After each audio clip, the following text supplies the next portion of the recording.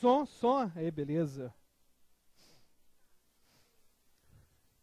A gente acaba de ser submetido a um teste de inteligência que envolvia justamente ser capaz de ligar o som.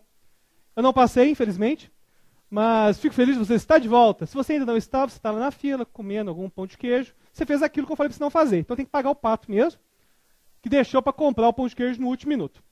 Bom, surgiram algumas questões aqui nos corredores que eu queria esclarecer.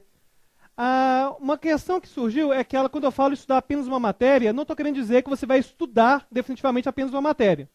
Mas o que eu quero dizer é que uma das matérias, se você não sabe nada, uma das matérias você vai ter que fazer um esforço bem maior que as outras, estudar mais vezes por semana. Por quê?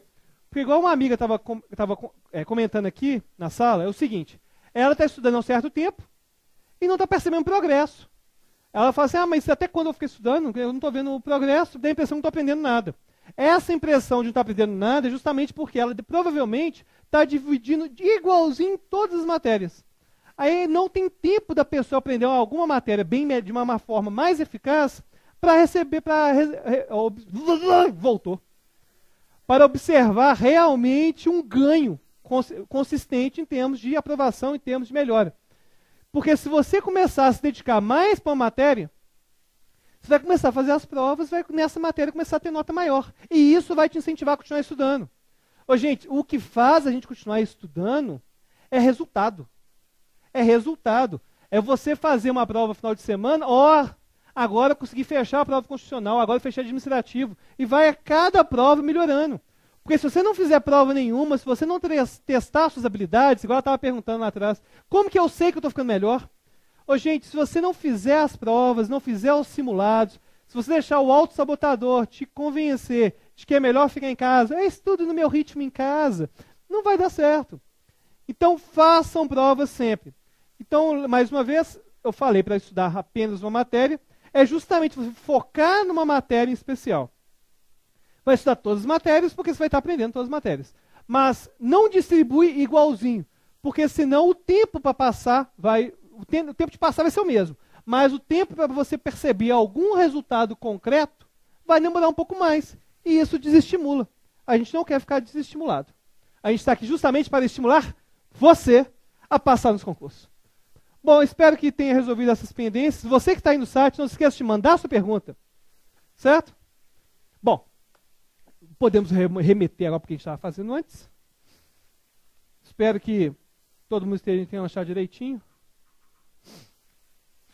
Falar um pouco sobre estruturas de texto, mas com patrocínio de Coca-Cola Zero. Da cor da sua sede. Bom, primeira coisa que a gente tem que entender antes de aprender as técnicas de memória, que eu vou ensinar hoje agora, daqui a pouquinho umas técnicas, é entender que cada tipo de informação requer uma técnica diferente. As técnicas de memória, elas funcionam muito bem para dados arbitrários. Tem certas informações que vocês vão aprender que não existe nada concreto para se basear aquilo. Por que determinado prazo é de 2 dias, 10 dias, 15 dias? Porque teve um cara mais importante que você que inventou isso. Tem certos prazos que são extremamente aleatórios. Não gosto de memorizar não gosto de entender. Tá bom, você vai entender o prazo então. Você vai entender por que é de uma semana o prazo. O prazo é de uma semana para deixar o advogado doidinho o dia inteiro, só se for.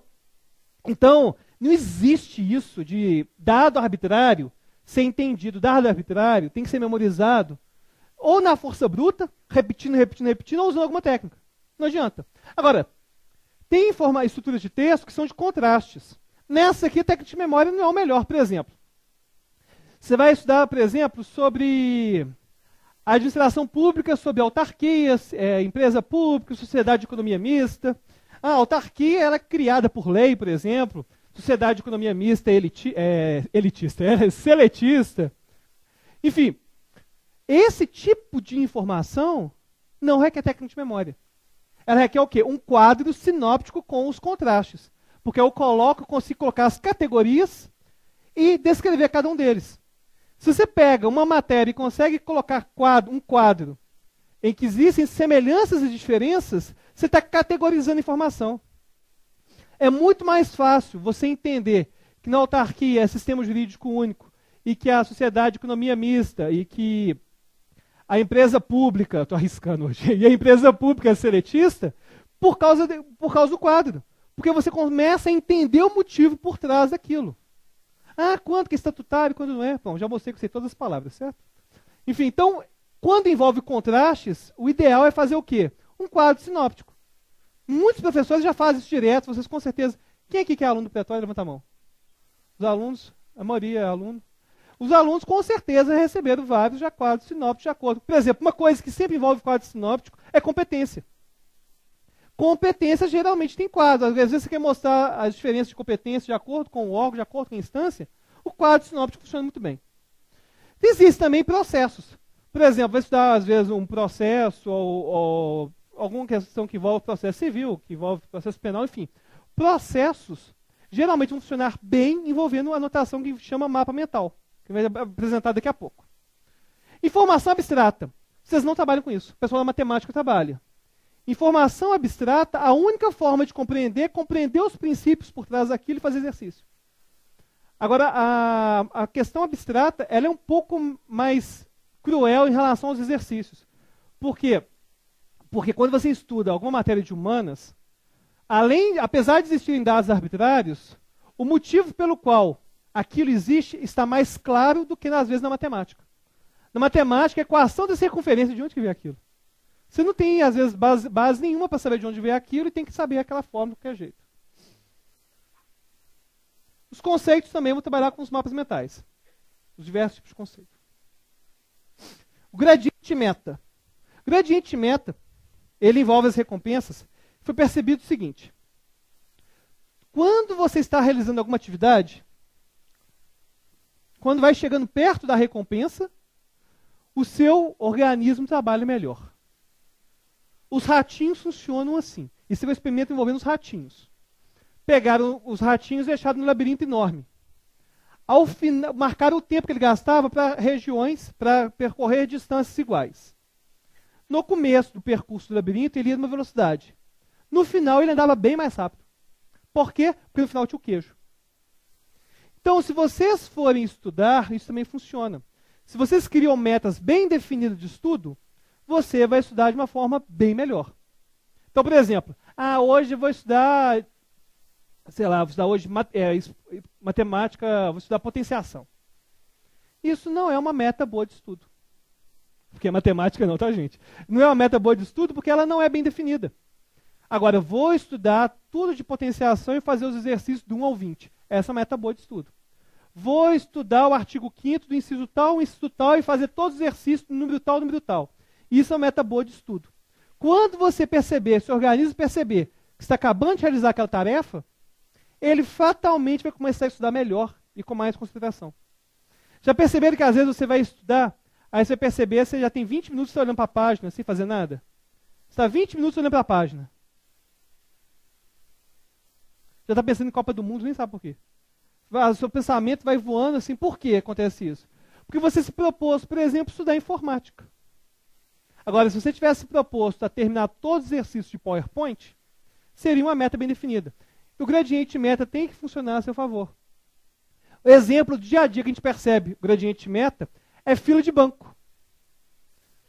Já perceberam como que os caixas trabalham mais rápidos quando está chegando no horário das 4 para ir embora? Você entrou no banco 4 horas da tarde. A agência é aquele inferno. A fila, apesar de estar bem maior, ela anda bem mais rápido do que às vezes em outros momentos que você vai, a fila é menor. O cara está querendo ir embora.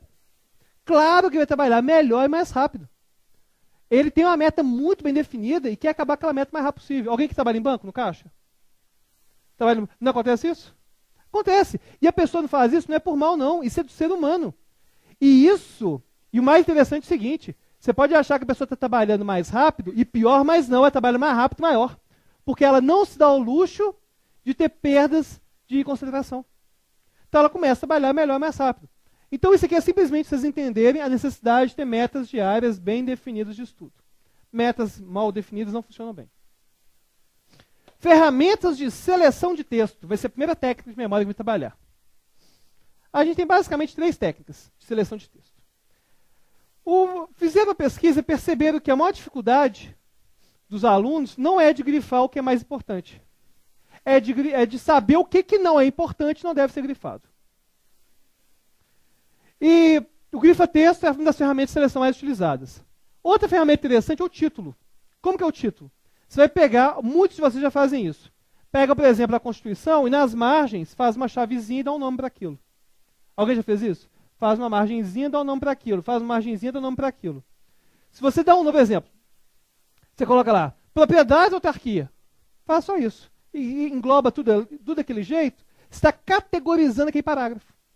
Então, quando você dá uma olhada rápida naquele texto, você vai conseguir identificar mais rapidamente. Tem pessoas que fazem coisas interessantes envolvendo grifa-texto, que eu vou falar daqui a pouco também, envolvendo texto jurídico. Daqui a pouco eu vou falar. E resumo.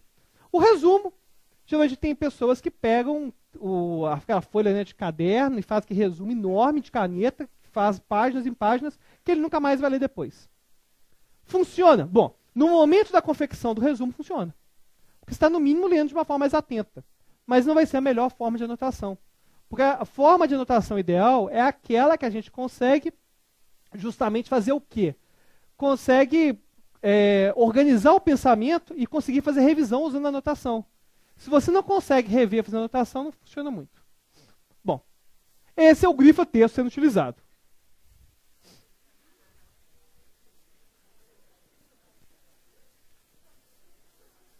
O que está grifado é isso aqui só, né? O que está destacado é só isso, no final das contas. Por que acontece isso? Te ensinaram que o importante é grifar o que é importante. Temos que grifar o que é importante. Aí, sei lá, a autarquia é criada por lei. Isso é importante? Claro que é importante, concordo que é importante. Mas será que você grifaria aquilo? Talvez não. Sistema operacional. Sistema operacional é aquele software especial que gerencia o intercâmbio de informações entre os aplicativos e o usuário, possibilitando o uso da máquina. Aí eu sou analista de sistemas. Claro que para mim eu não vou grifar isso. Então a primeira coisa que você tem que entender é que a gente não grifa o que é importante apenas. Porque se fosse isso, a Constituição podia rasgar um monte de página. Não é? Porque vai ter página que não é importante, então não precisa grifar. Não é isso, não. A gente grifa aquilo que é importante e que, se não tiver destacado, eu vou esquecer. No direito, tem pessoas que eu já vi fazer uma coisa extremamente interessante, que é criar uma legenda para o grifo, que é uma forma de categorização. Tudo aquilo que é prazo, grifa de vermelho, por exemplo. Alguém que faz isso? Eu sabia que é bastante difundido desse lado direito. Do lado esquerdo não muito. Mas funciona muito bem você pegar e criar uma legenda para o grifo.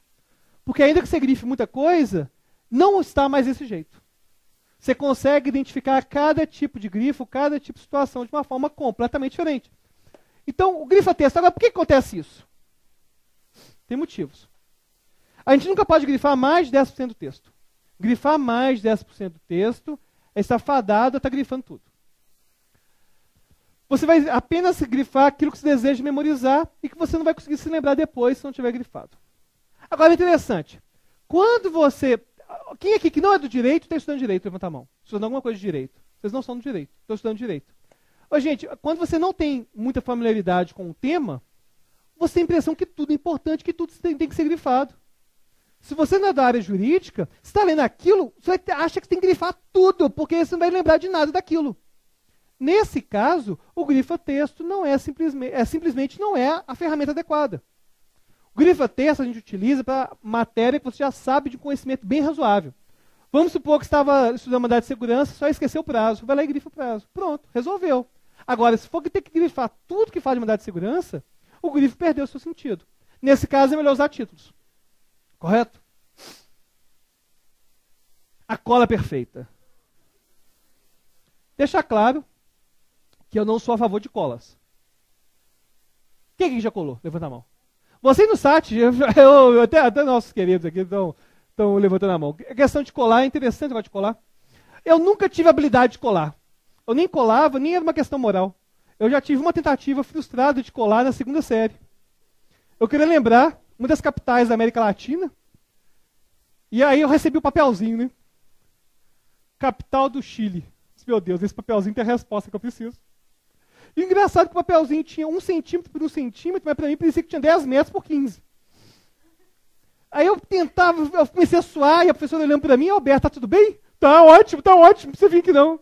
Aí eu fui suando, querendo um mal-estar incrível, porque que papelzinho, o que eu vou fazer com isso?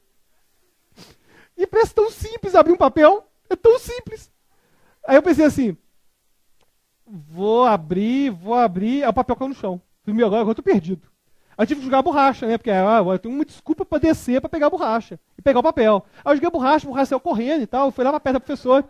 Enfim, foi bastante frustrada essa minha tentativa de colar. Agora, o que eu acho interessante de colar? É o seguinte, na época do colégio, já com os 14 anos, já tinha certeza que eu nunca ia ser capaz de colar na vida, já tinha assimilado bem isso. Eu cheguei para um amigo meu, a gente tinha prova na sexta. Eu falei, na segunda, vamos no shopping jogar fliperama. Porque na minha época, pelo menos, o único passeio que tinha era esse. Ir no shopping jogar fliperama. Aí, então vão lá e tal, vão. Aí eu cheguei na casa dele, vão lá? Ah, não posso não. A gente tem prova sexta. Eu falei assim, você vai estudar? Que estudar? Eu vou fazer minha cola. Eu falei, peraí, não tô te entendendo não. Você vai fazer cola? Eu preciso. Mas você faz a cola um dia antes, não? Não, eu preciso da segunda, da terça, da quarta, da quinta fazer minha cola. E na sexta, geralmente, até o horário da aula, eu fazer minha cola também. Como que essa cola é sua? Olha, eu tenho que ler o assunto várias vezes. Aí eu leio. Aí eu pego as palavras que eu não consigo lembrar, anoto um papel. Aí eu pego aquele papel, leio, vou tirando as palavras que eu consigo, vou lendo. O nome técnico para isso é estudar. O nome técnico para essa cola sua. Que estudar o quê? Eu sou malandro estudo não, eu faço cola. Tá bom. Então, o interessante é o seguinte, depois que ele fez a cola, levou um papelzinho desse tamanhozinho. Claro, ele estudou a semana toda. Papelzinho desse tamanho. Acredita que eu não precisei usar cola? É mesmo. Então, para estudar para a matéria de 8ª série, que envolvia apenas 3 páginas, e você estudou 5 dias seguidos, então você não precisou usar cola, que coisas mesmo, né? Incrível. Bom, o que eu acho interessante da cola? A cola, você consegue, às vezes, numa cola, condensar tudo aquilo que você não sabe. O cara faz a cola e consegue, num papelzinho desse tamanho, colocar toda a informação que ele precisava naquele momento. Vocês sabem, tem escolas norte-americanas que permitem cola. Eles permitem que você pegue um papelzinho de determinado que eles fornecem e que pode ser utilizado de manuscrito, que você quiser, manuscrito seu, você pode colocar lá. Então, a grande questão que eu estou falando da cola é o seguinte. A primeira técnica que a gente vai aprender são mapas mentais. São técnicas de anotação que envolvem sinais visuais. E ela é baseada em palavras-chave. E todo mundo me pergunta, como que você sabe a palavra-chave? Como que você sabe a palavra-chave? Imagina que você está fazendo uma cola. Porque a palavra-chave que tem que estar lá é justamente aquela que você colocaria se fosse uma cola. Porque na cola você não pode gastar espaço. Na cola você tem que gastar o mínimo de espaço possível, com o mínimo de palavras possível. E você intuitivamente vai saber o que você precisaria colocar. Se fosse uma cola que você pudesse levar na prova da OAB sem ser pego, o que você ia colocar nessa cola? Então, claro, gente, que eu não estou incentivando vocês a colar, não. Se você colar no concurso, você está perdido. Você aí vai ter que ficar encontrando seu chefe pro resto da vida, chefe de iniciativa privada, vai. Porque você vai ficar proibido de fazer concurso e tal. Agora, só imagina, que você está fazendo uma cola quando for buscar as palavras-chave. Vai funcionar de uma forma muito mais intuitiva do que você. O que é palavra-chave? O que é palavra-chave? Imagina que você estivesse fazendo uma cola sobre o assunto. Imagina que você estivesse fazendo uma cola para você apresentar esse assunto na frente de todo mundo no colégio. O que você ia fazer? Pense nisso.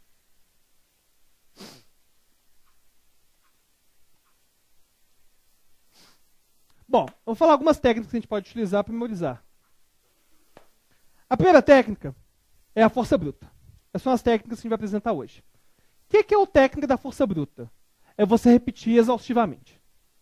É a técnica que a maioria de vocês usa. Maneiras de otimizar essa técnica. É você utilizar uma técnica que eu chamo de tampar e olhar, tampar e olhar, tampar e olhar. Então você lê a primeira linha, tampa, tenta repetir sem olhar. Depois você olha de novo, lê a primeira e a segunda. Tampa e repete a primeira e a segunda sem olhar. Quem já faz isso? Levanta a mão. A técnica é extremamente difundida. As pessoas têm hábito de fazer isso. Então, aí depois a próxima. Aí eu vou tampando e olhando. Uma hora você vai conseguir saber tudo. Com certeza. Porque você vai encadeando, quando travar, você repete. Uma hora vai dar. Bom, é melhor fazer assim do que ficar assim.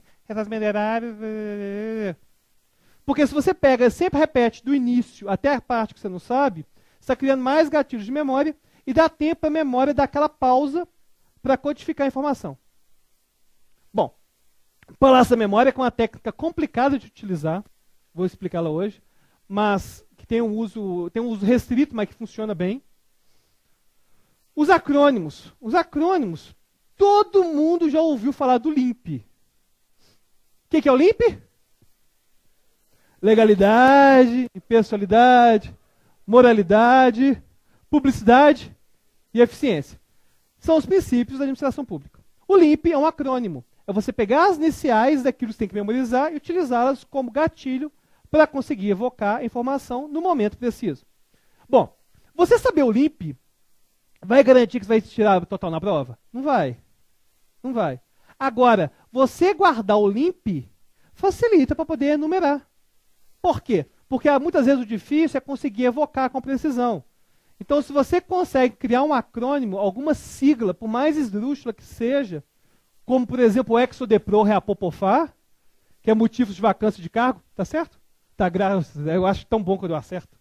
Exodepro Reapopofar, que é o exoneração, demissão, promoção, enfim.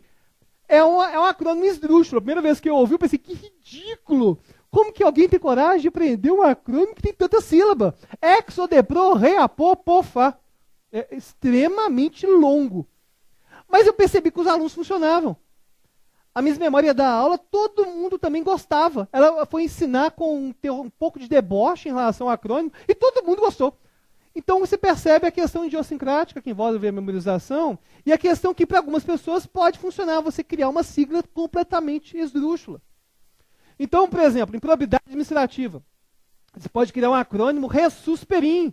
RESUSPERIM, o remédio para improbidade administrativa, que é o ressarcimento erário, suspensão dos direitos políticos, perda do cargo e indisponibilidade dos bens. E perceba a importância de categorizar a informação. Eu saber que são 4 facilita a memória. Se você para memorizar qualquer lei, qualquer competência, se você souber quantos são, facilita a memória um tanto que vocês não imaginam. Porque vocês criam uma categoria para aquilo. Você saber que as ações, agora eu estou gastando demais, que as ações do TRE que cabem recursos são 5, isso vai facilitar a memorização. Você consegue restringir mentalmente aquilo que pode ser e aquilo que não pode ser. Então, essa preocupação dos números funciona muito bem. Acrônimos. Paródias. A gente está com um projeto de criar paródias, músicas. A gente já criou Valéria Delísula, que é a professora de Direito, a Miss Memória, já criou várias paródias jurídicas. Então, a pessoa estuda artigo 5º usando música. Então, pega músicas Vitor e Léo e Yesterday. Músicas das mais diversas. Até Bom Chibom Bombom tem. Pega as músicas mais diversas para poder guardar o assunto. Claro que é válido, porque você pode pegar aquilo e ouvir, às vezes, dentro do carro, pode ouvir, às vezes, enfim, qualquer lugar que você quiser ouvir, você pode ouvir aquilo. Tem pessoas que têm uma habilidade muito grande para criar paródia. Então, se você conseguir criar uma paródia sua do assunto, eu estava dando uma entrevista junto com a Alcione, chique, não? Estava junto com a Alcione, falando sobre memória. E a Alcione lembrou uma paródia que ela criou sobre os maias, astecas e incas quando ela estava na 4ª série. E ela começou a cantar no programa, no YouTube tem esse vídeo. Aí ela canta a paródia, aí eu vi a Alcione cantando ao vivo sobre os maias, os astecas e os incas. Enfim, então, e é interessante, porque ela aprendeu isso na 4ª série, quer dizer, então, que criou bastantes códigos de memória. Tem gente que tem a impressão que o uso de alguma técnica desse tipo vai comprometer o entendimento, porque ela consegue, às vezes, lembrar do macete, mas não lembra da informação. Por exemplo, minha terra tem palmeiras onde canta sabiá, seno A com seno B, mas seno B com seno A. Muitos de vocês lembram disso, mas não fazem ideia que seja isso. Simplesmente não fazem ideia. Lembra que tem seno A com seno B, seno B com seno A. Fato é, se aquela informação não te traz nenhum benefício, se aquilo não é importante para você, não tem acrônimo que segure. Agora, isso não tira a importância. Isso não tira a importância de buscar esses recursos. Porque esses recursos para memorização de informação abstrata funcionam muito bem. E, finalmente, vamos apresentar os mapas mentais, que é a técnica de anotação que envolve palavras-chave e desenhos. Palácio da memória. Agora, a gente vai fazer uma brincadeira, para vocês entenderem como funciona a técnica. Vou pegar aqui o...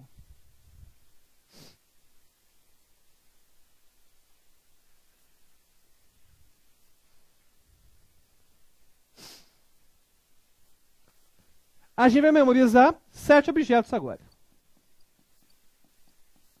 Usando a técnica, vocês vão entender como funciona. Por favor, me fala um objeto qualquer. Qualquer coisa, um animal, qualquer coisa. Um abajur. Não, pega outra coisa que não tem lá. Pega uma coisa, senão vai acabar confundindo. Qualquer objeto, uma lista de compras. Cachorro. Primeiro é um cachorro. Fala objeto. Qualquer coisa, animal, qualquer coisa. Uma palavra concreta. Não, vou falar as pessoas não todos te conhecem. Pega uma outra coisa. Oi, um garfo. Um garfo. Vamos memorizar essa lista. Me fala uma coisa. Uma caneta. Fala uma coisa. Um livro. Fala uma coisa. Uma laranja. Fala uma coisa. Uma planta? E você fala uma coisa. Uma moeda. Bom, agora eu queria que focalizasse aqui no Palácio da Memória. Nós não vamos precisar dessa lista. Pode focalizar só aqui, por favor. Aqui eu tenho um aquecedor. Esse aí, na verdade, é 1/10 do meu quarto. Uma foto assim que pega só 1/10 de como é meu quarto. Foi piada, viu, gente? Bom, aqui é o aquecedor. Imagina que nesse aquecedor tem um cachorro. Só que o cachorro está fritando aqui. Imagina que nesse aquecedor tem um cachorro sendo fritado. Ele está fritando, latindo, chorando, latindo, morrendo aqui. Bom, aqui em cima eu tenho velas. Vamos imaginar que nessas velas, que eu peguei e estou fincando um garfo para comer as velas. Está comendo essas velas com fogo mesmo. Certo? Em terceiro aqui tem um perfume. No perfume, você vai imaginar uma caneta.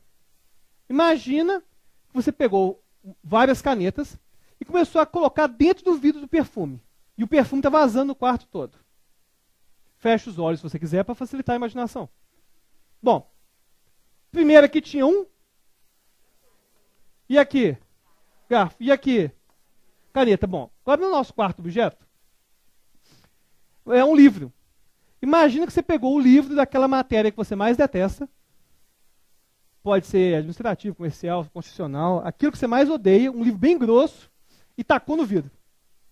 Com toda a sua raiva. Jogou o livro em cima do espelho. Bom, agora uma laranja. Você imaginar que tem uma laranja, mas é uma laranja viva. É como se fosse uma pessoa, mas é uma laranja. Uma laranja com bracinhos e perninhas.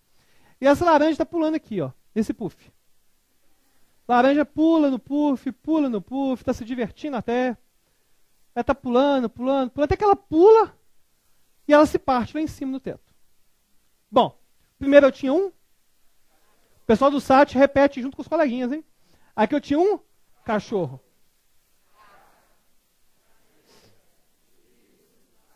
Muito bem, continuando o nosso entendimento. Aqui eu tenho retratos. Imagina que você teve a ideia de plantar várias plantas dentro do porta-retrato. Você colocou várias plantas, estão nascendo plantas aqui nos retratos. E acaba que nas fotos estão saindo as folhas nas fotos. Imagina várias folhas nas fotos. E agora o sétimo é uma moeda. Imagina que tem várias moedas aqui na cama. Se, inclusive, você pensou em deitar e se sentiu assim milhares de moedas. Sentiu, ó, que geladinho que é. Cheirinho ruim que tem aqui e tal. Imagina isso. O primeiro objeto é um.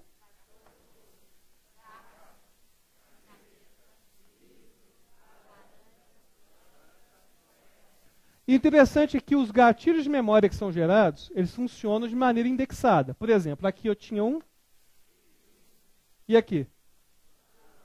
E aqui? E aqui um. Todos guardamos os objetos. Por que essa técnica funciona? Ela funciona porque a gente previamente estabelece quais vão ser os gatilhos. Então é uma forma de eu forçar minha memória até os gatilhos pré-estabelecidos. Como que você pode usar no dia a dia? Você pega um caminho dentro da sua casa, por exemplo.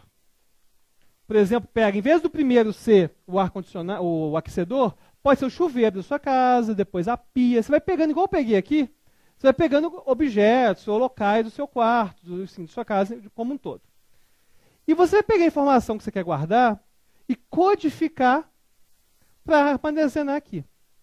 Vamos supor, ressarcimento do erário. Eu podia imaginar que estava um monte de dinheiro sendo queimado aqui. Suspensão dos direitos políticos. Eu podia imaginar o Sarney fazendo alterofilismo aqui em cima. Perda do cargo. Eu podia imaginar que aqui entrou um caminhão com os perfumes, pegando perfume e perdendo a carga. Enfim. É complicado de fazer? É complicado. Mas se você utilizar para questões extremamente específicas, funciona bem. Por exemplo, propriedades que são apenas 5, são apenas 6, você não consegue guardar. Competências funcionam muito bem. Agora, envolve um processo de codificação. Porque eu tenho que pegar aquela informação, criar algum gatilho visual para poder interagir com o palácio da memória.